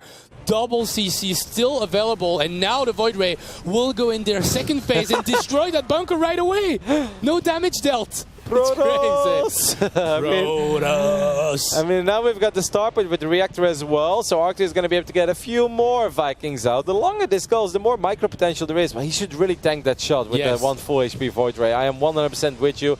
That's the way to use some of the energy in all those batteries as well. And you can take care of that Widow Mine. He finally takes that shot. Now he can just kill the mine instead. And I actually think that he can go right into the mineral line, get some more damage done. And now the Viking is actually going to get one-shotted. That's really bad for Arctur, who's going to try to get a little bit more Viking, but he doesn't have the money to produce the 2 of them. And now those Void Ray, they will follow it until it dies. And that's terrible for Arctur in Russia. But they will lose this game. Those Void Rays are just too strong, Roddy. Yep, the Marines are melting. That last Viking is not going to save the day. There is not really any more money in the bank for Arctur. He's going to drop a few more mules, but he knows it. With 6 Void Rays in his main, Nice is going to take the 3-2 lead over Russia by doing the most predictable cheese on this map. Like I said, it always works. It always works. It always works. Void Rays with shield batteries are really good units. It brings back memories of 2010, you know, like Void Rays that were, you know, those really strong units that you could use in PvT back then. Cheesy all-ins with 3 gateways and a Stargate. But this one on this map, if it can happen like this, well, definitely we saw how strong it was. Yeah, what I do love, and that's something I haven't seen too many times, is the way that he positioned the Void Rays almost immediately behind the mineral line. Normally you always see them hover around that ramp, you know, you work on a depot, you try to get the reactor, or you fight bunkers back and forth, but he's like, no, I'm gonna go for the economy immediately, and it worked out really well. He was able to pick off quite a few SCVs. He made sure that Arctur couldn't mine a couple of times from those patches on the right side. And I often feel like the longer that goes on, the better it becomes for Protoss, because you're looking at 5, 6, 7 batteries. And the Void Ray count, 1 Void Ray, not that scary. 2, okay, you gotta worry. 3, they start killing things very fast. And the moment 4, it feels like they one-shot almost everything. Of course, but you need to be precise in terms of micro, because as you saw, if the Void Ray gets to connect with one Viking, if you follow, it will kill it eventually. So that was really good on the side of Nice, and he's putting Russia in a tough spot. Who's going to be the revive player? Arctur again? Yeah, Arctur is angry. Oh, okay. Okay, the young'un. Vanya saying that he can get the job done against these Protosses. Yeah, I can see it, to be honest. I mean, his game against Nice didn't look that good, but he was like maybe a minute away from defending that push. 25 seconds, I would almost say. And once again, I really can't fault Vanya too much for that game, because that was confusing even to watch as an observer. We've got no fog of war. It's like, is he committing? Is he not? I mean, he's got the 8 gates, so yes, no, Immortal, okay, Archon. Like, what are you doing? And then finally, when you really don't expect it anymore, Vanya got those final drones out. That's right when he attacked, and once again, if that game goes on for 30, 40 seconds, I actually believe that Vanya A easily holds, and B then runs across the map with a big Hydro Ball and melts all those Protoss units. So, but a lot of pressure to put on this young Russian Zerg. I can agree with you. That's a difficult choice, but I do think like he's got the potential to beat Nice. He showed it against... I really do think that Haas is just not good in PvZ these days. Like, he always goes for that cannon rush, never works, and then... Suddenly, after that, it begins to be an uphill battle, obviously, for Protoss after investing that much. So I'm guessing even if he beats Nice right there, he will have to face him again. It's going to be that best of 3 within the best of 7. Yeah, best of 3, but he's down 0-1. Oh, yeah. That's kind of unfair. That's a tough best of 3 indeed. I do want to share with you, Funka, that I am kind of happy to see that we saw Haas play, and then his first game against Braddock. Absolute madness. A lot of the things made 0 sense. I was screaming at my television. The second game, he goes for a cannon rush. And all I want to say is that it's good to see that Haas is still Haas. Because I met him at WSG, and guess what? He shaved off all his hair. All of it? All of it. He's bald. All of it? All of it. Bald? Yeah, he went from long hair Haas to bald. Yes, I barely recognized him. What? And I'm like, what if this means that this is like a new start for him, you know? What if he's like, you know what? I will forget about my cheesy past. I'm going to shave off my hair. We start from scratch. And I am a normal, boring macro Protoss now. I was worried. And I'm just happy to see that Haas is still Haas. He's still himself. I mean, he shaved his head, but still the same player within. So apparently production is telling me that we made a mistake. And Vanya is not the revive player, rather Arctur, like you expected. Unbelievable, guys. You made me look bad for at least 27 seconds there. Yeah. And Roddy, he doesn't take that. No. In terms of prediction, just a living god. You know, what are these people on Twitch that's supposed to think? They're like, damn, Roddy with his speech, he's wrong again. Should we really still have him behind the desk? Oh, gaming, my integrity is on the line here. That makes sense. What did you predict in terms of series? You expected a Russian 4-3 for Russia. And I believe in Arctur. Oh my god. Arctur is out for blood, man. If it happens, I'll be so mad. Even though TVP is a tough matchup right now, I think it's really funny how TVP works, right? Because we're going to forget about the proxy. I don't think that's that relevant. As you guys can see our predictions here on the television. I think TVP is really fun. It often comes down, or not really comes down, but I feel like the first time Terran moves out, let's say regular game, Reaper, fast expand, Protoss, 1 gate, fast expand, take the game from there. It's like, okay, if they get 2, 3 probes, it's like, that's probably not enough. Protoss can potentially get blink, charge, really start running away with this game, or the target units can do damage. If you get 6, 7 probes, I'm like, Terran's actually a pretty sweet spot. The next push is going to be good. Is it more than 7? I'm like, okay, I don't know how you plan on surviving Protoss, but you're going to have a very tough time no matter what the Terran does. I feel like that first phase, whether it's Hellions, Widow Mines, Banshees, Cyclones, whatever Terran decides to do. The first aggression is so important, and it really sets the tone for the rest of the game. Then I feel, let's say Terran doesn't do enough. Protoss obviously really strong for a while. But then ultra late game, as we saw a couple times in Katowice as well, you know, the combination of Ghost, Ravens, then suddenly Terran is looking pretty good again. But obviously it's really hard for Terran to get there, surviving against the Protoss nonsense that is 12 gateways, blink, charge, double forge. Oh yeah, that's nonsense indeed. Double forge, like you. And with you nonsense, push I out, mean like, art. You push out like +1 as a Terran, and you're like you click on a unit, it's like 2-2 already. Okay. You know, I've been having a really good time in Paris so far, Funka. I actually visited Le Louvre yesterday. You did? Yeah, and I was looking for the Mona Lisa, but guess what the top attraction was? A screenshot of 2 forges. People were lined up, man, all over the world taking pictures. That's art. Oh, I didn't see this one coming. Oh my god. Let's see. In the bottom right, he was the expected player by Rotterdam, our resident expert. He is actor for Russia. Can he bring it back? Well, Biogenesis is a tricky map, especially when you go up against this man spawning on the left top side. Can he seal the deal for his nation? It's nice. Now, obviously on a Biogenesis, before we really talk about anything, I feel there's one thing you truly have to worry about, and that is that weird Protoss build where they squeeze out that Zealot that you normally don't expect. They take an awkward route, the Reaper arrives in the Protoss base, the Zealot shows up. Yep. If I'm Arctur, I'd probably even open up one base here. Why not? Like, I feel almost any one base aggression could be very powerful here. You can go for Cyclone aggression, any sort of a drop. Because I think that Arctur looks at this like, alright, if I get, let's say, 2-2 bio, and I get 3 bases up and running, I don't believe I'm going to lose to you. I think that's how he thinks. Yeah, well, we'll see if he decides to go for that, and if he accepts that potential late game against Nice. Now he confirms he can they're still only expand. Nexus. Yeah, he can still just expand. Yeah, I think he can go for it. Protecting his second refinery, I think, is a pretty smart move coming out from Arctur. Like, you play somebody from Chinese Taipei, Protoss, like Nice has. You don't want to leave them any opportunity to screw with you, and that's what they do.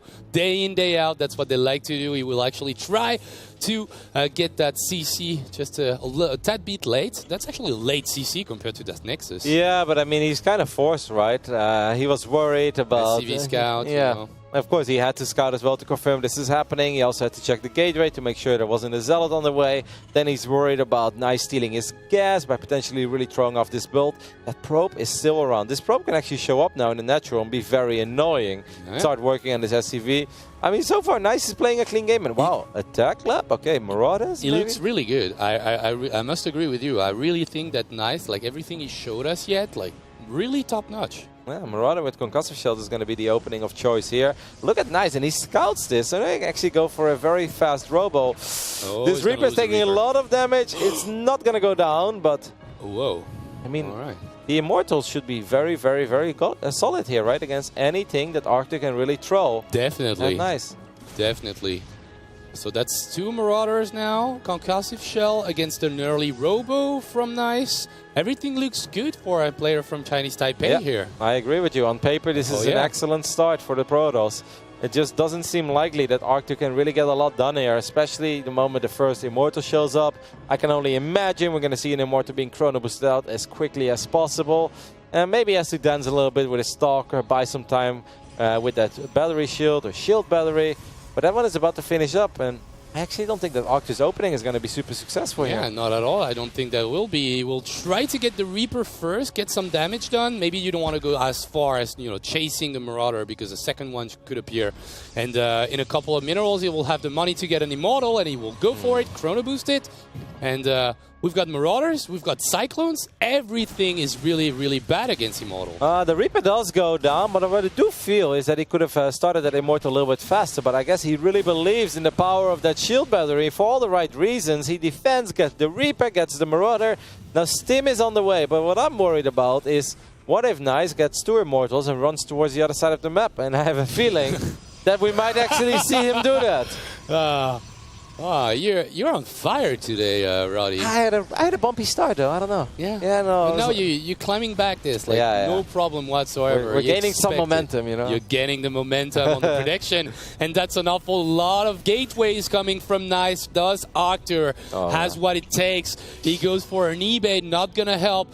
Third barracks, not really gonna help because he's not gonna have that amount of units. He needs tanks. He needs whatever. He needs bunkers. Or mass marine. Like, okay, he does throw up a bunker.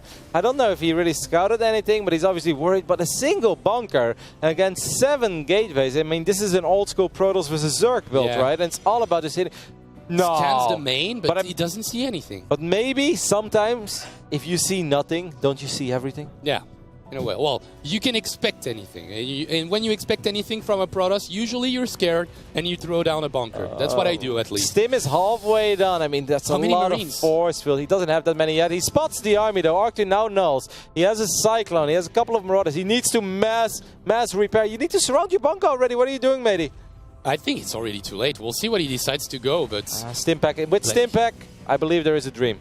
Okay, let's see what he does. Nice, we'll go in for a whopping of massive Zealots and Stalkers, and he's got the force fields to surround the bunker, and that's too good only force fields, even though one sentry will fall, but that's not the one that's powering the Guardian Shield. The bunker might fall. It will fall in a couple of seconds, and I do believe this Protoss army is just a little bit too much. That tank, can he make the difference? He will micro it in the prism. That Immortal is going to be saved, and Chinese TAPEI is going to just eliminate Russia, I believe, and with that attack, he's even being dancing. cheeky, dancing Wow. as he eliminates Did he not Russia. see the picture of Braddock? Like, man, this He's man is gonna asking. come for you, man. Yeah, this is, you don't dance against Braddock's team, man. That's crazy. But yes, these dirty Protoss tactics will get the job done here. Arctur just saw it a little bit too late, just didn't have enough units. The Marauder opening didn't work out, and that's way too many Zealots and Sentries. Damn, nice. Promised his team he would all kill, gets the job done. Gets 3 victories in a row, and they will advance to the round of 16. Yeah, that's good. That's super, super good on the side of our Chinese TAPEI team. 4-2 against Russia, and nice performance by Nice. I didn't mean that. And I really didn't mean GG, that. Chinese TAPEI, the second nation today who qualified for next round. And do you know what, guys? I What? said 4-2 for Chinese TAPEI. I don't know what to say, Haji. Maybe I should start copying your scores a little bit over here. Good job. Good job. I don't know if I got lucky, but like Nice seemed really confident in the pre-interview with Rex, and obviously he's done his job. I mean, Yeah, these were very nice-like games, I would say. You know, the PVZ that he had against Vanya, then some good old proxy Void Ray against Arctur, and then poor Arctur. Like, after you die against proxy Void Rays, you have to play in a Biogenesis.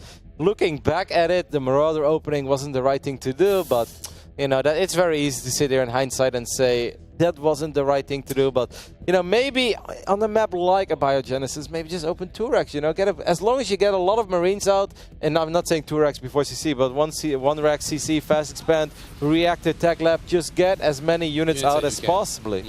No, I agree. I also just wonder about sending Octo back just after being all in like this and cheesed out. Like, I always think about, you know, how mentally, how do you feel after that? And I'm a tilted Terran player, and I know how it feels after losing a game like that and having to go against him once again. Like, you're so afraid of everything that at some point you just don't really know how to, you know, go into your game. Like, what's your game plan? And we saw that Marauder opening didn't make that much sense. It was perfectly handled by Nice. That's the thing. Like, I mean, it's one of these things that can actually make a lot of sense, but it goes back to that probe. I mean, the Arctur expected the probe to go back home, and normally you don't expect Marauders with concussive shells that fast. If there's no shield battery, that opening is completely different. But Nice, you know, you gotta give him credit.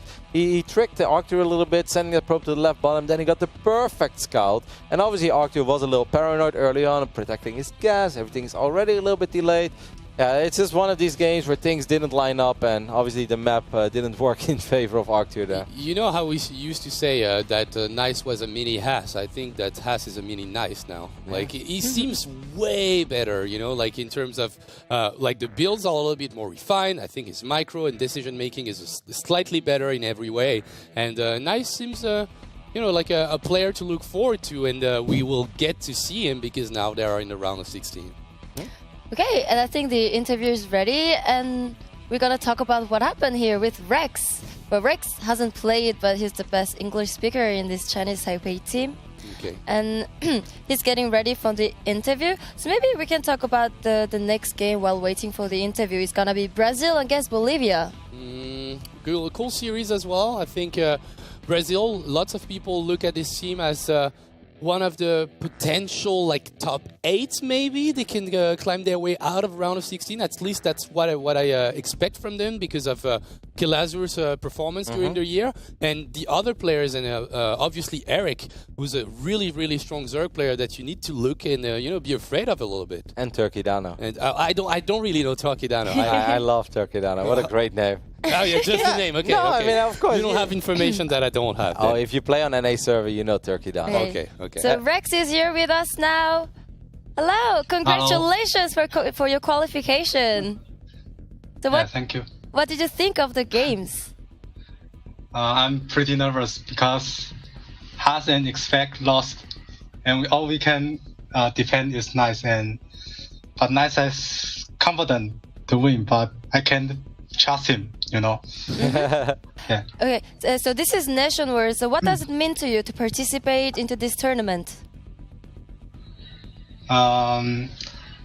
We want to let the world know that Taiwan is a good region.